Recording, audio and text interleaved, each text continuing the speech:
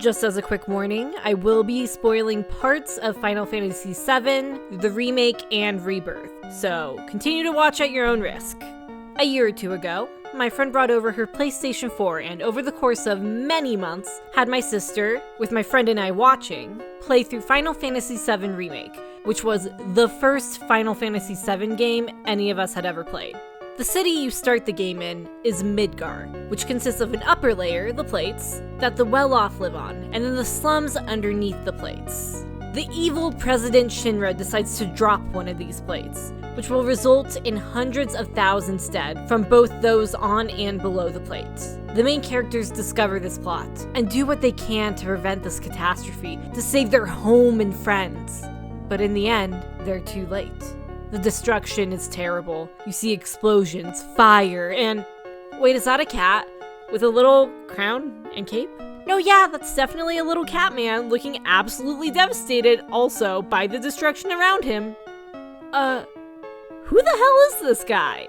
Little did I know that a few months later, I would be obsessed with him, and more than that, with the man behind the fursona. Anyway, Square Enix is gonna drop the ball on Reeve Tuesti, and I need you to understand how cool he is before that happens, so you can be upset about it too. This is part character examination, part just gushing over a character I like, and if this video makes just one more person care about him, I'll have succeeded in my goal. Again, I would recommend you play Final Fantasy VII before watching this, but I will also be explaining him from the ground up for people who have no knowledge of 7. So, first, who is Reeve Tuesti?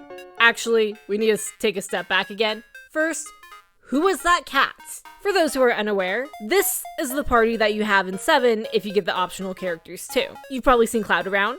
Aerith and Tifa are both pretty popular, so odds are you've at least seen a picture of them. Cloud, Aerith, Tifa, Cid, and Yuffie all show up in the Kingdom Hearts series, so odds are the characters you haven't seen are Barrett, Red 13, Vincent, and Cait, which is a shame because their designs immediately make them interesting and unique characters. They all probably deserve their own video essays, but hey, look at that! We found our unknown cat from the remake that had me baffled for months afterwards. Cait is a little stuffed cat, and he rides around on this big plush Moogle. As a quick aside, some people pronounce his name Cait Sith because that's how it's spelled phonetically, but my understanding is that Cait is more accurate to its Scottish origins, and that's how I'll be pronouncing it for this video. I don't begrudge people who pronounce it the other way. At any rate, Cait is a stuffed animal, a fortune teller, and has what can be a pretty frustrating gambling mechanic. Shortly after meeting Cait, the party begins to suspect there is a spy amongst them. Then, when the spy is revealed to have been Cait, you're left to wonder, who could be the person controlling Cait? Because there's no way it's just some random nobody in Shinra HQ, and the only ones we really meet are the board of directors. Shinra is the evil corporation that essentially controls the world in 7. It's run by President Shinra, and there are 5 directors under him. You've got Scarlet, director of the Advanced Weaponry Division, who in the remake uses a man as a footrest. I think you can get her vibe from that and her appearance. There's Professor Hojo, director of Research and Development, which is code for evil scientist who does unethical experimentation on anything he can get his hands on. Heidegger is director of Public Security Forces, which essentially puts him in charge of the army. Palmer is director of the Space and Aeronautics Department, and he's a spineless guy whose department seems to be doing the least of any of them. And then Reeve Tuesti, who's director of Urban Planning. His most notable character trait is that he's the one who says, hey, what about the people? He's also the one who looks like he should be a nameless NPC. His comments on the behalf of the citizens are always ignored, but he's the person who puts together the lovely reports of all the destruction which has been caused to Midgar and her citizens, and what could or should be done to fix it. And again, he's never listened to. As you may have guessed by now from the trajectory of this video, Reeve is the one controlling Cait. Except it's actually so much more interesting than that.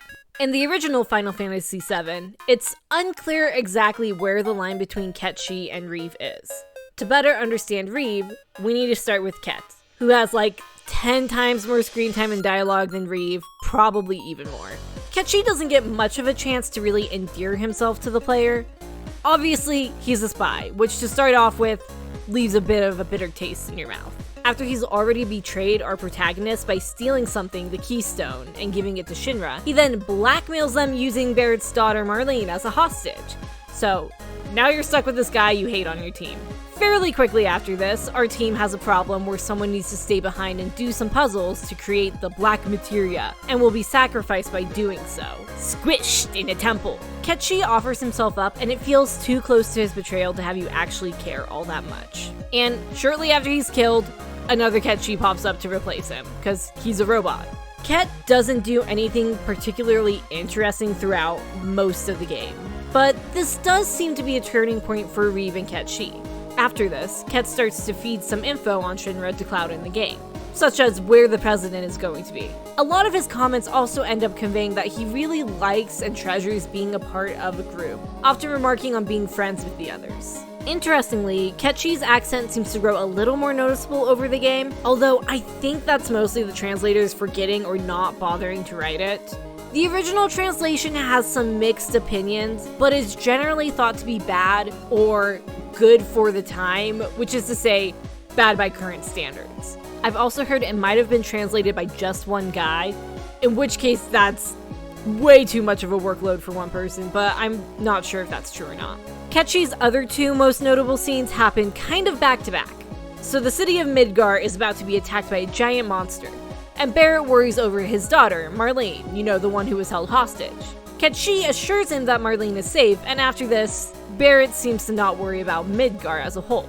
This leads to an argument where Ketchi accuses Barrett of not caring about the lives of others or the collateral damage that his actions have caused. Reeve, after all, is actually keeping track of that number. Shortly after this, Reeve's identity is revealed to the group, Avalanche, when Reeve accidentally speaks through Ketchi in his professional accent. And vice versa, the fact that he's helping the enemy is revealed when he talks in Ketchi's accent to the rest of the board of directors. He's briefly jailed for this, but still helps the team through Ket to keep Midgar from exploding. Then the rest of the board dies until only Reeve is left standing. And it's implied he spends the rest of the time before and kind of during the final battle, preparing for the worst and doing what he can with his position. And that's about it for Final Fantasy VII. At this point, there's probably a bit of a so what attitude going on.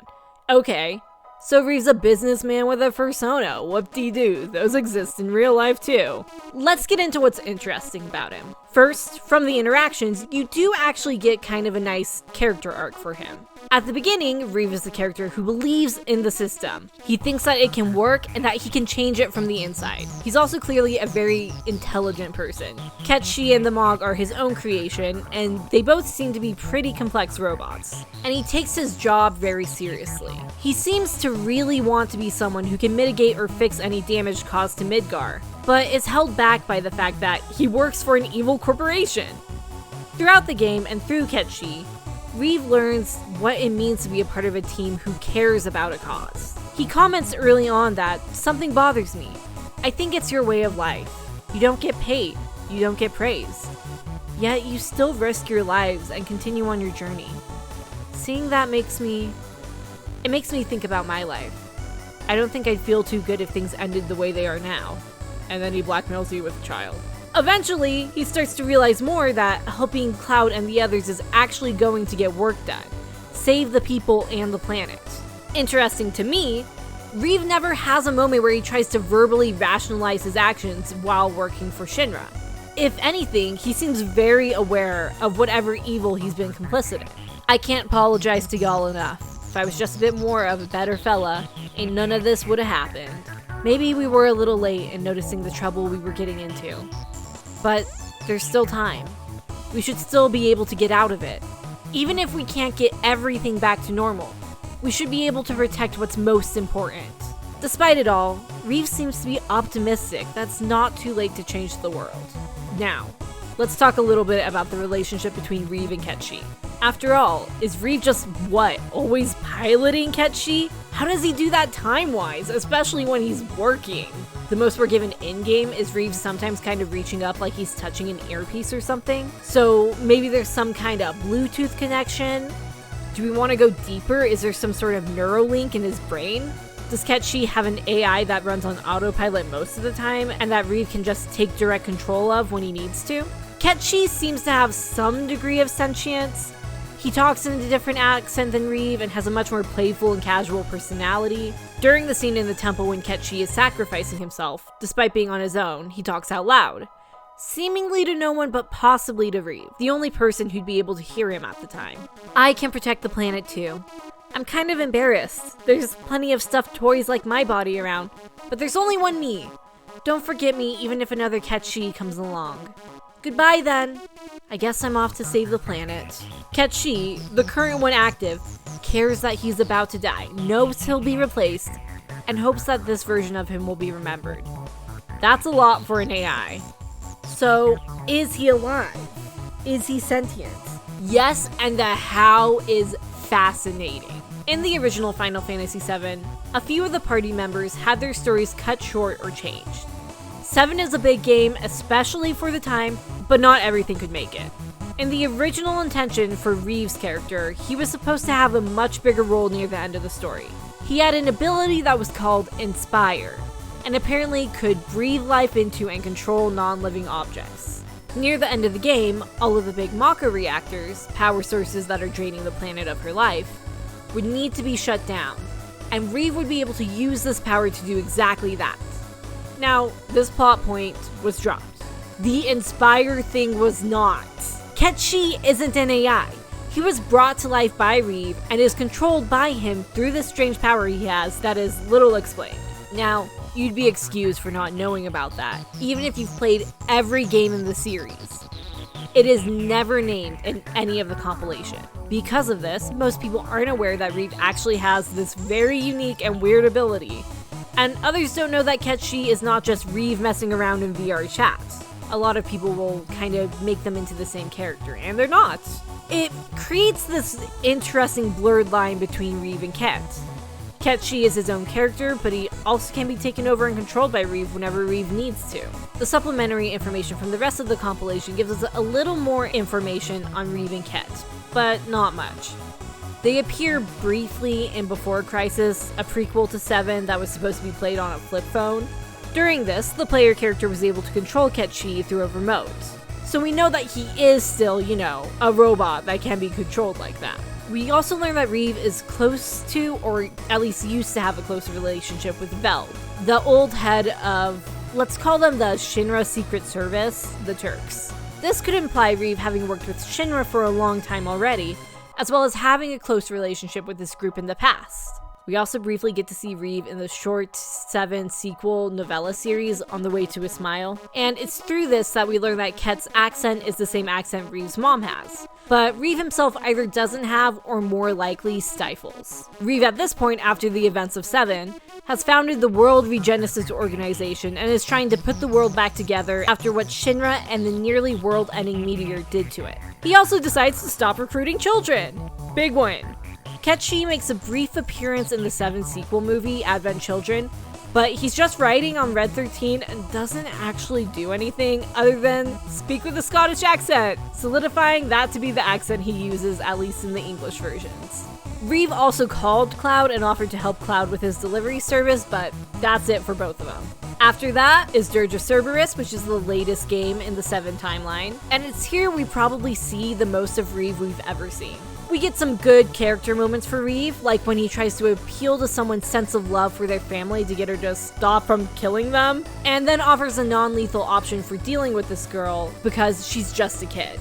We also get to see that he's afraid to fail to save the world again, possibly in part because of how much guilt he still harbors from being complicit in Shinra. Also, as far as I know, this show's the only time we get to really see Reeve and Cait interact. Yep, that's it, just them standing next to each other and nodding. Some other fun facts. During Final Fantasy VII, Reeve Tuesti is supposed to be 35, which I feel like is actually pretty young to be the director of such a big organization. It's also currently the same age as Markiplier. Neat! Reeve is sometimes credited as being the one who designed Midgar or the one who designed and built the reactors. This would make some sense by way that it gives him the close bond with the reactors his original plotline would have given him. However, considering his stated age and how long Shinra has been around, and the kinds of experiments they've been doing, it doesn't actually make all that much sense. In the remake, They have this moment where you get to see that each of the directors get to have their own little symbol, kind of like they have their own little Pokemon gym leader badges, and Reeve gets his pink little hearts. For those who aren't convinced that Reeve still has his Inspire ability, the power is actually named again in the Dirge of Cerberus Ultimania, a sort of guide and art book for the game. And as recently as the remake Ultimania, Reeve is stated to play a major role by using a certain ability. Now, the remake series is in a great position to expand upon Reeve's character. So let's discuss what you could do with this man. This sort of fits into the why I'm obsessed with him category, just because there's just enough to Reeve to make him super interesting, and he's missing enough of a backstory, doesn't really have one at all, to make him fascinating to imagine what his past is, how he came to be a part of Shinra and Rise Up so far, and how the whole Inspire thing works. Obviously, an easy thing to portray is Reeve grappling more with his role in Shinra, trying to do what is right and help in any way he can. Does he wish he could quit but is afraid of who would be hired to take his place? Does he have part of his job that he does really enjoy? I recognize that showing too much of Reeve too early would probably foreshadow his importance as a character a little much, but also I don't care. I'd love to see more Reeve. Is there a way to talk about the fact that he has an ability that, as far as we're aware, no one else has, and would probably be justifiably worried that if someone found out, he could end up experimented on? Again, one guy is just basically the unethical experimentation department. Does Reeve still have the connection to the reactors, or is it just Cait? Because 2 of the reactors blow up in Final Fantasy VII, and if he has some sort of mental connection to them, or at least is intimately aware of their destruction in a way others aren't, that'd be fascinating to depict, or at least muse on. In an Ultimania or 2, they describe Reeve's relationship with Cait and with Midgar as a whole as viewing them like his own children, which is such a deep connection to give these things, and any harm to either of them you think would be really impactful. Furthermore, they could also flesh out Cait. There's that blurred line between Cait and Reeve I keep mentioning, and I for one would be interested to see the game exploring or at least acknowledging it. Or on the other hand, they could take a stance on if there's a strict line between them. I'd be up for finding that out too. Furthermore, they set up something really interesting with the fact that each Cait is actually different from one another. What does it mean for a robot to die? Is there a way to make his death feel impactful? Well, let's see what Remake has actually done so far. In the first game, Final Fantasy VII Remake, Reeve gets little screen time. It's to be expected, I'm not surprised, honestly I'm not even complaining. You get a few scenes of him being upset about how much death and destruction has been caused. It does a fairly good job of establishing the difference between him and the rest of the board, of how he's ignored, and you can tell he's exhausted and seems to be working himself to the bone after the fall of the plate and the 2 reactors blowing up. You also get to see Cait. Out of context, his appearance during the plate fall is kind of shocking and ruins the atmosphere of the scene a little bit. When you know who he is though, I feel like it actually adds to the tragedy. The funny little cat character has now witnessed the horrors, and presumably so has Reeve through Cait's eyes. It also could signify that at some point, Reeve and/or Cait decided to try and prevent the fall of the plate with their own hands, but were just too late in doing so. That's wonderful, I love it, great setup. But we'll be getting to see more of them in the second game in the trilogy, right? Well, yes, absolutely yes. But I'm not sure they entirely fulfill what I was wanting out of it. Alright, let me explain. In Rebirth, starting with Reeve, I think he shows up in maybe 3 cutscenes, maybe 4. Never really for that long, and I think he's only the focus of maybe 1 cutscene. We get to see him helping out Avalanche, but presumably doing so at Shinra's request at this point. We see he has like 3 pill bottles on his desk, so you know he's really going through it.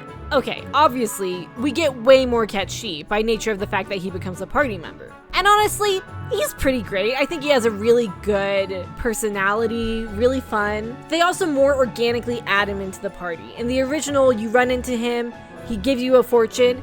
His fortunes are accurate, and this power of his is never explained. And then he insists on tagging along because it seems grim and he's worried about you, which ends up feeling kind of forced in my opinion. In Rebirth, he works as kind of an escort for Avalanche for a bit, and is also maybe to kind of keep an eye on you, and then because you're running away from the Turks, he just kind of ends up going along with you. I feel like it's a little bit better. We also have a couple hints about the connection between Cait and Reeve.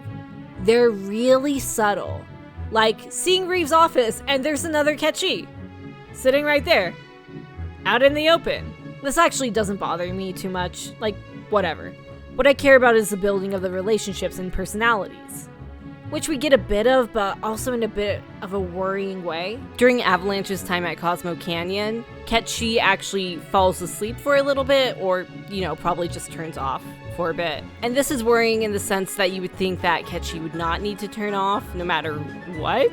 He doesn't do that before or after this. Some people think it's because Reeve himself has no interest in planetology, what's being studied at Cosmo Canyon. And while I do think it's true that Reeve doesn't put much stock into it, especially at this point in his character arc, Cait, I think, would be a little more interested, or at least would be interested in walking around and seeing what the place is like. So it's a bit worrying. It seems like they're stepping towards Cait not being his own character. Shortly after this, there's another little piece of evidence pointing towards that. During a conversation with one of the Gi, essentially a vengeful ghost, the Gi calls Cait Hollow One, which seems to point towards him just being an empty puppet that is controlled by Reeve and doesn't have a soul or anything. And I think that is both interesting, but again, kind of worrying in the sense that I feel like the inspired trait to Reeve is so interesting that not utilizing it would honestly be terrible. Furthermore, a little later on, Cait loses track of a conversation right after we have another cutscene of Reeve in a meeting. It feels like we might be edging towards taking the Inspire ability away from him, which is extra weird because, again, they reference it in the game guide for the previous game in the trilogy. One can rationalize this while continuing to keep the Inspired trait in this continuity, as Reeve and Cait not being completely two separate entities, and Reeve kinda forcing all of the attention to the meeting. I mean, I personally see them sort of like this, with Cait largely being a part of Reeve, but just a little bit of his own guy. We also get a few very good scenes with Cait. Avalanche visits a town outside of an old destroyed reactor, and Cait pays his respects. You can talk to him, and it's clear that Reeve still has his sense of understanding that he's responsible for disasters and accidents like this. That Cisney lassie was right, If Shinra had wanted to, they could have done something about the reactor. But instead, they looked the other way. Willful negligence killed those people, and everyone thinks Avalanche are the bad guys. Sad. Also, Cait moves around by running on all fours sometimes, or by rolling around. Look at how cute that is! I love him so much! Cait's betrayal is slightly recontextualized in a way I personally really enjoy. It comes to light that the place Avalanche wants to go is probably going to lead them to certain death. In this way, it seems like Cait's decision to steal the Keystone and give it to the enemy is made in part due to the fact that he's grown attached to the team and doesn't want to see them die. Even better, he gives a quiet and worried "be safe" to the man he hands the Keystone off to, Sung, which lets us know that he also cares about the Turks. He's essentially just choosing who he believes will be most likely to come out of the situation alive. Now, this is where we hit a bit of a hiccup, because Marlene is not held hostage in this version.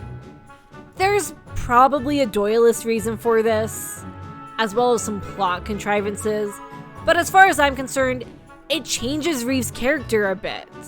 I do think it's a better decision not to have Cait force the others to keep him on the team, but then we don't get the understanding of the kinds of things Reeve is willing to do or at least go along with for his goals. Then later on in the temple where Cait sacrifices himself in the original, Cait arrives to help, but he's sort of in this position where he's just hanging back so the others can get out safely. It's a bit less of a choice because the place is already coming down around them. And while it spurs Cait into action, the general vibe of the scene and his sacrifice is very different. After all, in this version, there isn't the idea that Cait and by proxy Reeve are solving puzzles, that they have to be smart enough to solve these puzzles, solve them fast enough to do so before being crushed, but also possibly solve them slow enough for the rest of the team to get out of the temple before it collapses. Cait also doesn't have his comment about hoping others remember the current version of him, and not just the one who will surely replace him. Cait too shows up right outside the temple and the team hugs him, But the fact that he's a second version and not the same Cait that was just killed is never brought up. And currently, it seems like it never will, considering the time we've already had between the temple and the end of the game. Furthermore, a sort of character arc, or comment at least, that I would have given Cait was actually given to another character. There's this character who is an android, and he muses briefly about what will happen to him after he dies, if he'll go where all the others do, despite being what he is. And while I love that for Chadley, it's something that I feel Cait, especially dying in the temple, could have grappled with, even momentarily. They even deny you the chance to build a relationship with Cait. While all the other party members have a relationship status that you can grow, Cait is left out of this. It's possible that this was done because Cait is lying to you at this point, or it could be because he's added a little later in the game, and they don't want to overload the player with trying to build a relationship with him that far in. But then again, Yuffie is added to the party later, and they make it work for her, but not for Cait. Now, it's not too late to do something interesting with Reeve. But I feel like if you wanted something to pay off well in whatever the third in the trilogy is, remake, rebirth, so revelation or whatever, it'd be best to at least start seeding it in rebirth, and it doesn't feel like they really did. At most, they've hinted about Reeve being the one to pilot and control Cait, and they did it so heavy-handedly already, I don't feel like it's going to surprise anyone who doesn't already know. And those who do know that very basic information of Reeve and Cait, what is there to look forward to? Hell, in the remake, Shinra was in part responsible for the bombings of 2 of their reactors, so we probably won't even get Reeve chewing out Barrett for not caring about casualties. Or at least he won't have as much of a leg to stand on anymore. So this is all to say, Reeve is my special little guy, and he has a whole lot of potential, but I don't think in Rebirth, or in any game really, they've utilized him to his furthest potential, and at this point, I'm losing a bit of hope that they'll be able to make up for lost opportunities in Revelations. But you know what? I'll make the most of the crumbs I've given and love him anyway. Thank you for watching my video. It's a little bit of a different thing than I usually do, but I just could not resist the chance to gush about Reeve and to have it out there somewhere that, hey, did you know that they cut only half of his special ability? And again, I haven't totally given up hope. Rebirth was a really long game, so it stands to reason that Revelation will probably be really long, and hopefully they'll be able to do something. But until then, I'll temper my expectations. At any rate, I hope you all have a wonderful day.